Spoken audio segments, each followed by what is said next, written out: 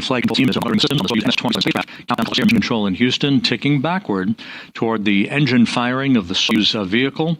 A 4-minute, 42-second retrograde firing that will slow the Soyuz down by 128 meters per second, allowing it to drop out of orbit for its high-speed return back to Earth. That engine firing, the deorbit burn, is scheduled just 35 minutes and 18 seconds from now. The deorbit burn will begin at 10:09 and 46 seconds p.m. Central Time, 11:09 and 46 seconds p.m. Eastern Time.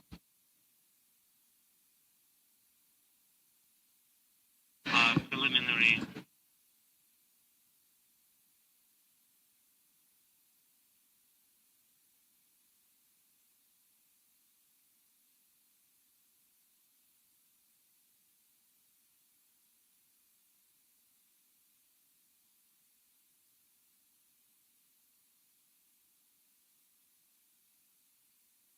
Several hours ago, the departing crew members, NASA's Johnny Kim and Roscosmos cosmonauts Alexei Zabritsky and Sergei Ryzhikov, had an opportunity to say some farewell words from the Zvezda service module, surrounded by their remaining crew members who are still on board the International Space Station, led by NASA astronaut Mike Fink, the new station commander, along with NASA astronauts Zena Cardman and Chris Williams, Kimiya Yui of the Japan Aerospace Exploration Agency, and Roscosmos cosmonauts Sergei Kud-Sverchkov, Sergei Mikheyev, and Oleg Platonov. The crew members had an opportunity to gather in the Prashal module to say their final farewells before Ryzhikov, Zabritsky, and Kim floated through the hatchway, making their way inside the Soyuz spacecraft. Once they entered the Soyuz spacecraft, the hatch was closed at about 4:30 p.m. Central Time on the Soyuz side, as Kim, Ryzhikov, and Zabritsky began their procedures to conduct leak checks on that side of the docking interface between Soyuz and the Prashal module on the Earth-facing side of the Russian segment of the International Space Station. Once the hatch was closed and those leak checks were conducted and proved an airtight seal at the docking interface, the three departing crew members donned their Sokol launch and entry suits and conducted leak checks on the suits themselves, as well as communications checks with the Russian flight control team in Korolyov. Sergei Ryzhikov, the veteran Soyuz commander who is strapped into the center seat of the three-section Soyuz spacecraft in the descent module, has used the call sign Favore, that is named after a mountain range in Russia. He will be communicating during the descent of the Soyuz back to the landing site in Kazakhstan, talking back and forth in flight controllers as long as there is communications capability between the spacecraft and the Russian control center. At some point shortly after the deorbit burn, the Soyuz will pass out of communications range, reliable communications range of the control center that is normal, at a distance of some 128 kilometers. But Ryzhikov already has been instructed to continue talking and providing updates on the condition of the crew, the performance of the spacecraft as they make their way towards the landing site in Kazakhstan to the southeast of the town of Zhezkazgan.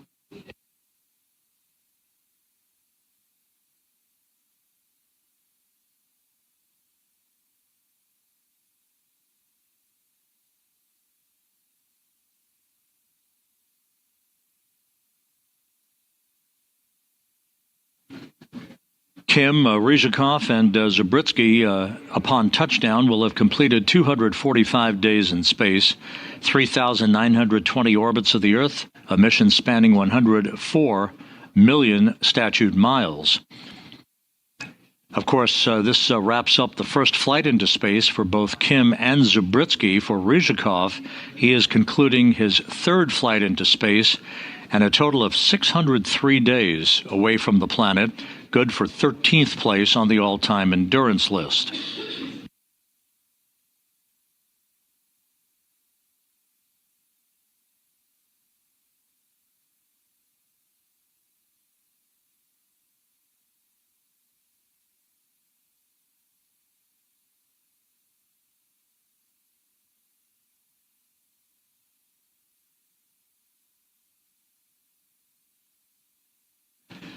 We are 30 minutes away from the deorbit burn. This is an animation that shows the activities of the 4-minute, 42-second retrograde firing to enable the Soyuz to drop out of orbit. About 24 minutes after the deorbit burn is complete, the separation of the modules pyrotechnically will discard the instrumentation and propulsion module and the orbital module, leaving only the descent module flying in the direction of travel toward the landing site with its heat shield repelling temperatures building up to about 2,500 degrees Fahrenheit. About 15 minutes before landing, the parachute deployment sequence will initiate. First, a drogue chute, followed by the main parachute, the large orange and white parachute you're accustomed to seeing. Just a few seconds before touchdown, the Soyuz will fire its soft landing thrusters just a few feet above the ground, a final braking maneuver, and the Soyuz MS-27 will be home.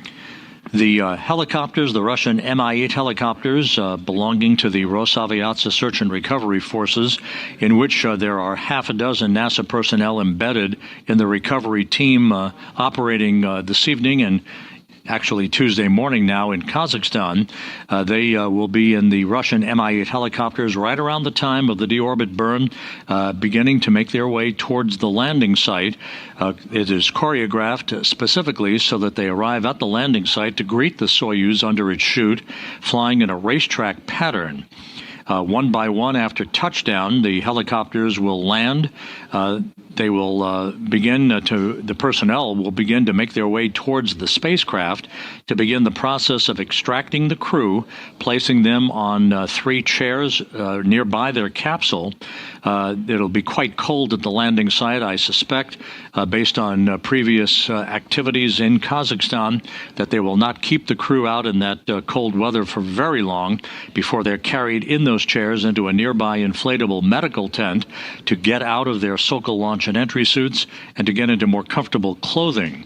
They will be brought to 3 awaiting helicopters, one for each crew member, and flown about 2 hours back from the landing site to the main staging city to the northeast in Karaganda, where a NASA Gulfstream jet and a Gagarin Cosmonaut Training Center jet are waiting.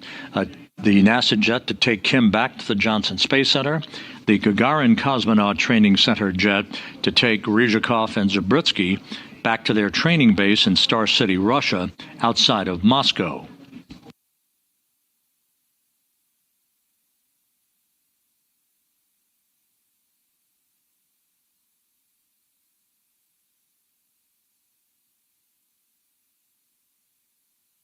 With the undocking of the Soyuz,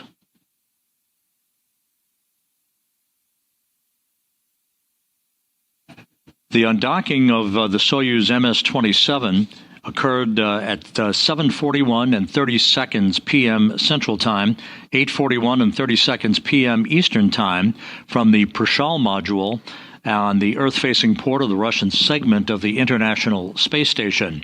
The docking was flawless. About a minute and a half after the undocking, the first of 2 separation burns by the Soyuz thrusters was conducted.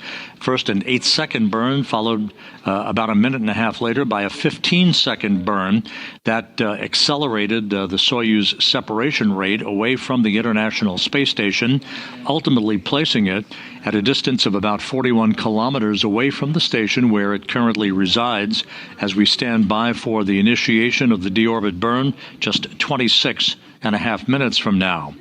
Again, the undocking occurring at 7:41 and 30 seconds p.m. Central Time, 8:41 and 30 seconds p.m. Eastern Time, as the Soyuz and the International Space Station flew 262 statute miles over eastern Mongolia.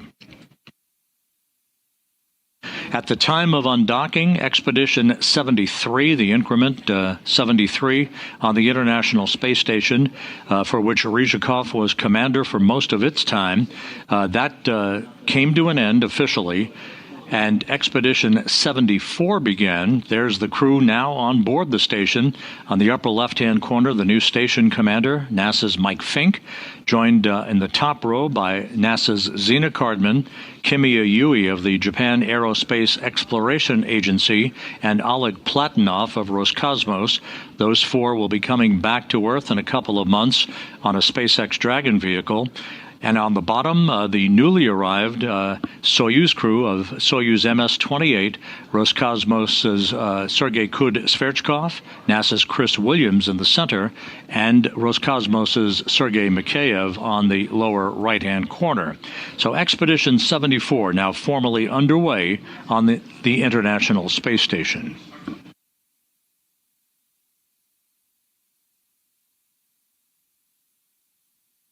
Включение СКД 25 минут, на борту порядок.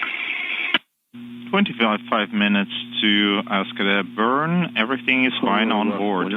Copy all, favore.